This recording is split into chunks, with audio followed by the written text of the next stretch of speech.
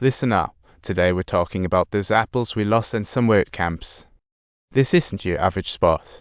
Nearby, a bunch of rich good Samaritans toss food at these kids sometimes.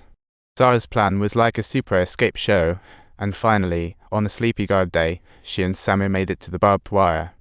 Jack help, the two little princesses made their grand escape.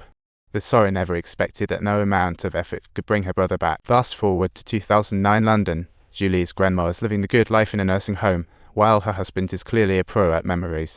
As a kind granddaughter-in-law, Julia often visits grandma with magazines and snacks. What a gem.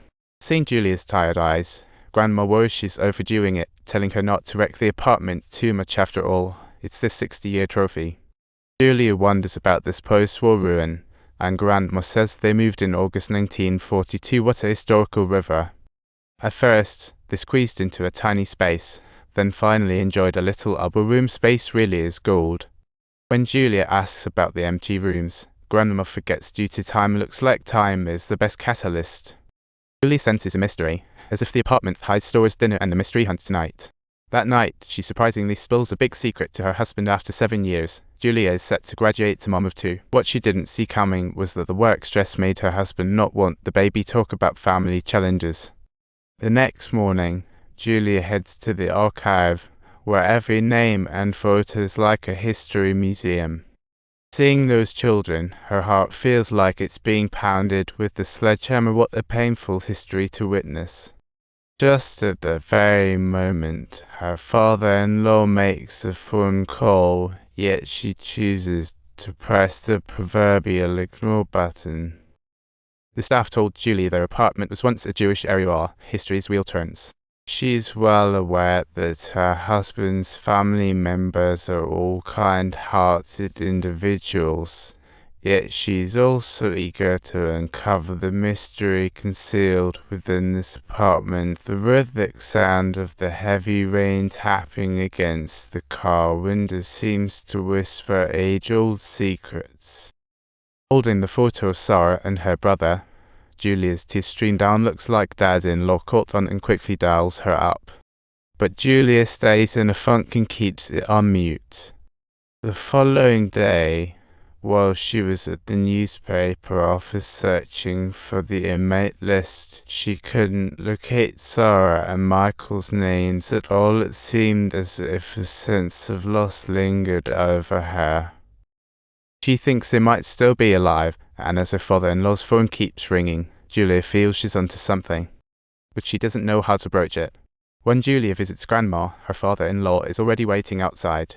Subtitles. Edward found out from his son that Julia is currently looking into the apartment matter and is quietly devoting herself to writing an article about the East Side Pavilion. He has to dodge mom and pulls Julia into the car, talk about a family escape room. As you are all aware, family drama lingers. It's been rocky lately. Since the incident, the father and son haven't mentioned Sara's name again. After all, the girl is part of the secret. When Edward asks his dad, he's always told to not overthink. After his dad passed, documents were tucked away in the bank vault. Edward hasn't dared to open this treasure yet. Julia retrieves a box full of documents from the vault and unexpectedly finds a folder labeled with Sara's name. As Julia takes a quick glance through the letters, a sense of joy fills her mind. It seems that Sara has always remained an unresolved mystery in her heart. After Sara was taken by the old couple, Edward's dad kept writing to them, sending 100 francs a month for Sara's living expenses. Over time, Sara learned about Edward's family, and now she's working hard like a powerhouse. Even when her arms throbbed unbearably, she never complained. What a hard worker. One time, the old couple took her to the beach for a vacation. Sara's first time seeing the ocean. How magical. After that experience, Sara became a bit quirky, often gazing into the horizon, lost in thought. Finally, Julia's East Side article gets published. It's a huge success, but she feels like the story isn't over yet. She's curious about whether Sara's still alive. By her calculations, she believes Sara is about the same age as Edward. After countless efforts, Julia finally receives a text from Natalie. Looks like a breakthrough is on the horizon.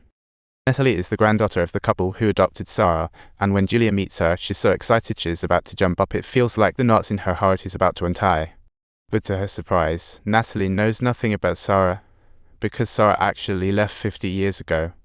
She left behind a note of gratitude for her adoptive couple. What a kind girl, just a fleeting breeze. Although the couple witnessed Sara's departure, they didn't try to stop her. Such a heart-wrenching scenario. This hit the old couple hard, but they never blamed Sara. Until 1955, they received a letter from Brooklyn, signed by Sara and Richard Fred. This meant Sara started a new life in America. What a glorious turnaround. To find Sara, Julia takes a solo trip to America, excited for a little adventure. She asks friends to look for a list of names matching Sara and her husband, verifying them one by one. Finally, Julia found Fred in a wealthy area, hopeful but mistakenly thinking she'd found Sara. It was a mix-up. Turns out she was Fred's second wife. Marie tells Julia that Sara actually died in a car accident 50 years ago. According to the truck driver's account, Sara's car went wild due to a blowout and crashed into a truck. Where's the justice in that?